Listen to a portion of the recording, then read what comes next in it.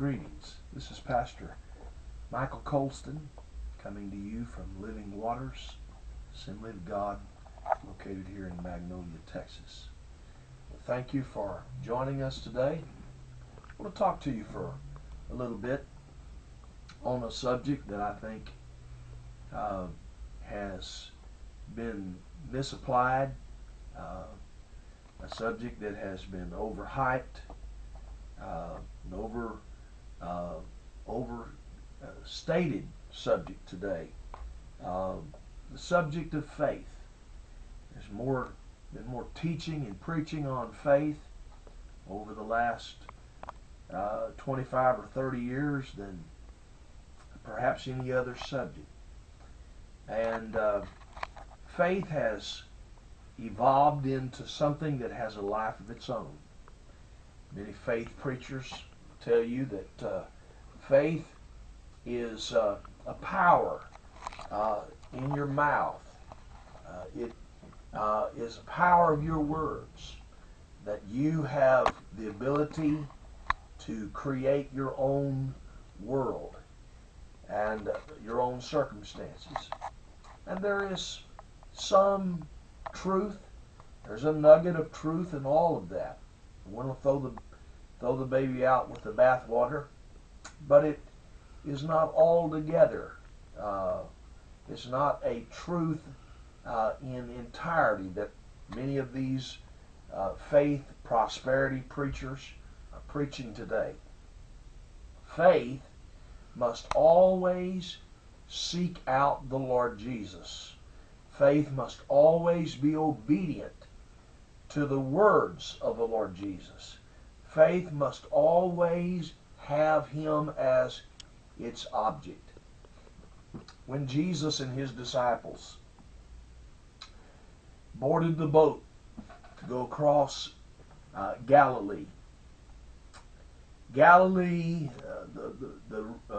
Sea of Galilee is historically known to be very tempestuous. Storms can arise very suddenly on the Sea of Galilee. Most of these men, or at least a good portion of them, were fishermen by trade and made their living on the sea, specifically the Sea of Galilee. And Jesus said to His disciples, let's cross over to the other side.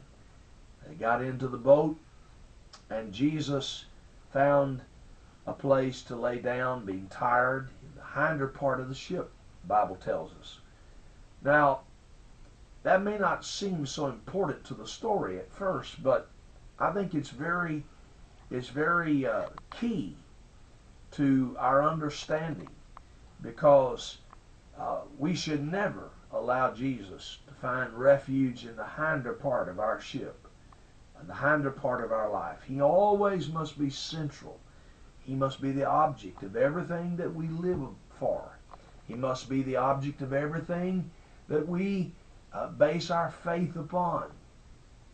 But Jesus was allowed by His disciples to go to sleep in the hinder part of the ship. In a little bit, in a few moments, they're going to encounter a storm. One perhaps like they had never encountered in their life. I can tell you that today it's not hype to say that we are on the precipice of, and perhaps have already entered into a storm that has not been seen in generations. And perhaps it could blow into a kind of storm of which has never before been seen in this world up to this present time.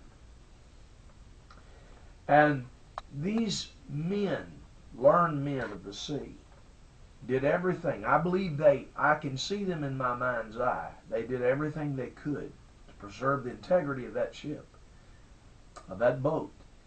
But finally, they panicked. They realized we're not big enough.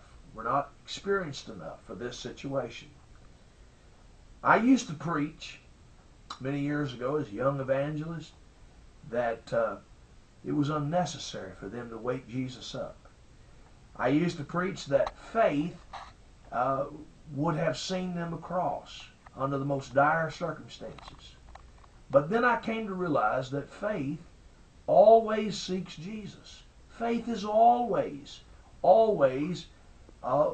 going after Him, always seeking to make Him the central focus of everything that we do and believe. And so finally these men had a moment of clarity, and they, in panic, now it wasn't necessary for them to panic, but they did panic.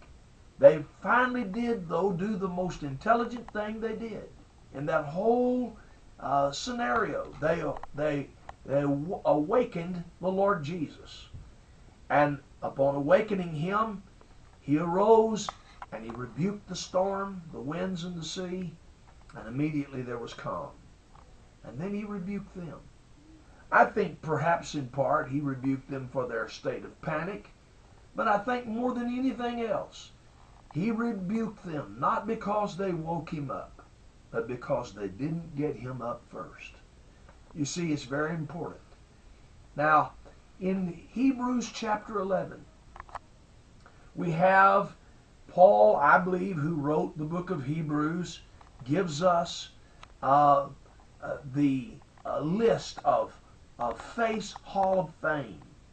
And in that list, there are many there, and much reference to some who did not appear to have the kind of outcomes in their life that we would have desired, or they would have perhaps desired, that we've been taught to expect. Much of what is being taught today is outcome-based faith. In other words, it's faith in a specific outcome that we're being taught that we must arrive at in order for it to be called true faith. But the teachers and the purveyors of this false doctrine of faith overlook those whose faith did not deliver them, but instead their faith saw them through the most difficult experiences that humans could ever go through. Their faith led them through the valley of the shadow of death. After concluding the list of the Hall of Fame, Paul tells us in chapter 12, he says, "Therefore, then, since we are surrounded by so great a cloud of witnesses who have borne testimony to the truth, let us strip off and throw aside every encumbrance, unnecessary weight, and that sin which so readily clings to and entangles us, and let us run with patient endurance and steady and active persistence the appointed course of the race that is set before us." And here's the key: looking away from all that will distract us to Jesus, who is the leader and the source of our faith, giving the first incentive of our belief, and is also its finisher, bringing to maturity and perfection. He, for the joy of obtaining the prize that was set before him, endured the cross, despising and ignoring the shame, and is now seated at the right hand of the throne of God. Let me tell you, brothers and sisters, that true faith will see you through every circumstance, every situation, and will bring you to the throne. It will bring you to victory. Christ has won the victory for us. You can be sure that if His life is in you, it will overcome every circumstance, every situation. You will have to go through and endure some hardships, some heartaches, some disappointments.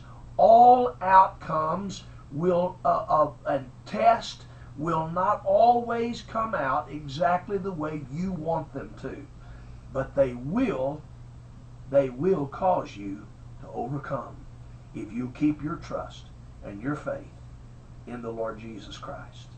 Thank you for joining us today. I trust God bless you and keep you as you keep